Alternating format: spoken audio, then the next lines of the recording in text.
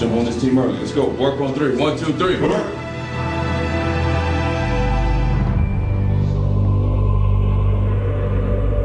Toronto, Ontario, Canada's largest city, and its center for culture and commerce.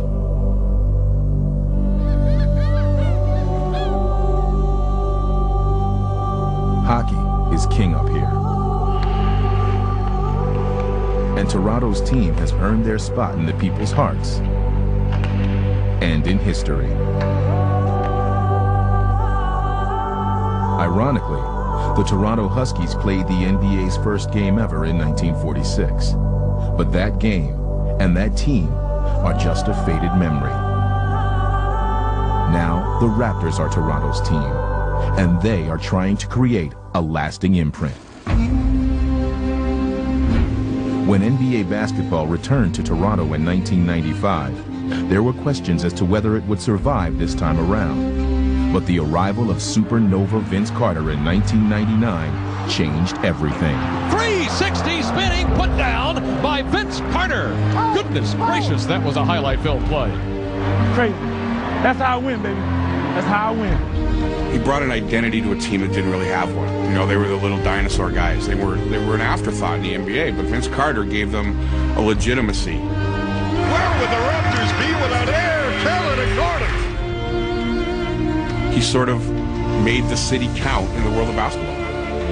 Vince carried the Raptors to 3 consecutive playoff appearances, igniting the city. Amazing. Vince Carter has hit his 8th three-pointer in a row. Now that is your franchise player, Vince Carter. Oh, man, those were the glory days. Oh, man. Man, I was just like, can't get no better than this. Playoff fever had arrived in Toronto, and Carter had forged a deep connection with Raptor fans, and he would take them to within 1 shot of the Eastern Conference Finals in 2001. Carter at the buzzer. No go. Vince's shot missed by inches, and most thought that playoff run was just the beginning of Toronto's rise to the top. Instead, it was the end. As quickly as they had risen, the Raptors fell to the bottom of the standings, and Vince Carter asked to be traded, leaving the weight of the franchise on the shoulders of Chris Bosh. After he left, you know, guys were like, oh, okay, well, looking at me like, and I'm looking like, what is it? The Raptors' top draft pick in 2003, Bosh had the skills to be a star, but leading a team is a different story, especially for a teenager. I was 19 years old. Toronto was putting my face on the ticket programs and things. I was seeing my face on the billboard. It was just a tough adjustment because I was so young.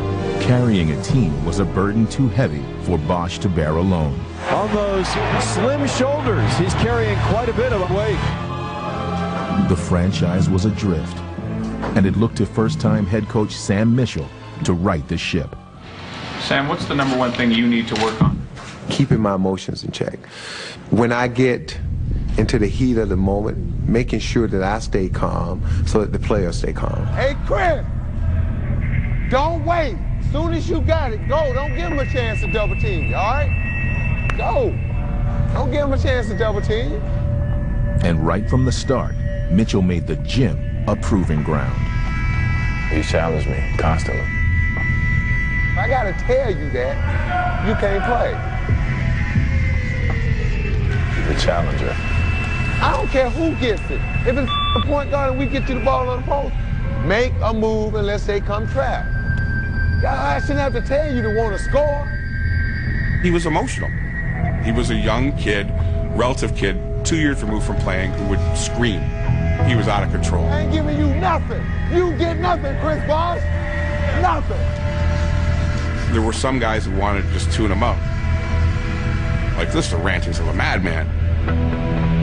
Sam Mitchell got rid of the gum, said, hey, let me get on with this. He is all the way near midcourt, and he is animated, and he is out of here. They all probably thought I was crazy. But what I wanted to get them to understand is, show me who wants to play. Trying to change the losing culture of the team, Sam was testing the resiliency of his players. His own, however, was never in question as a player. He lasted 13 years in the league, surviving on his passion for the game. He is the heart of this ball club. They call Sam Mitchell the team morale leader.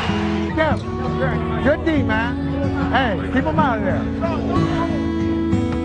He served as a teacher for the young players, especially a 19-year-old Kevin Garnett, and provided a veteran's voice for the coaches. We got guys right here. We talked about that today. Dean should be right there. Because you know that's we weren't talking no Flip. Gotta let them know they ran that ISO play where they put the one guy shooting.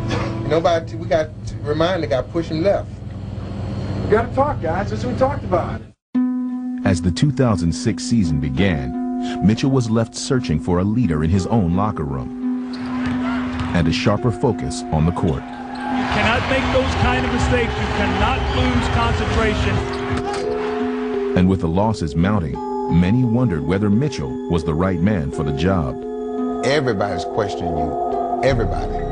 You know, I get in a cab driver, like, hey, coach, what are y'all doing? You're 1-9. Will Peterson, Chris Bosh looking on. Their ball club down big here at home. It was killing me, man. I mean, it doesn't matter how hard you play, you're still on the losing end. That's a bad feeling. It just kept getting worse and worse. And it was a couple of days where I didn't want to go. You know, I was like, man, I don't want to play today.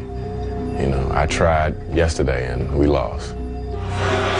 They go to 1-8 at home and 1-15 overall. And the Raptors are being booed off the floor. I used to tell them all the time, we'll start winning when y'all won't tolerate certain things in this locker room. As they sunk to 1-15, Chris Bosh would finally take Mitchell's message to the team in an emotional locker room outburst. Sam was waiting on it.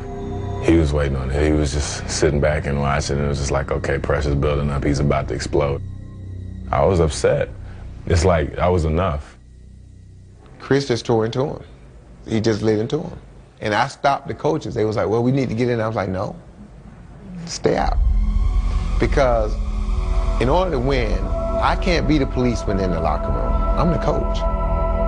Winning teams police themselves.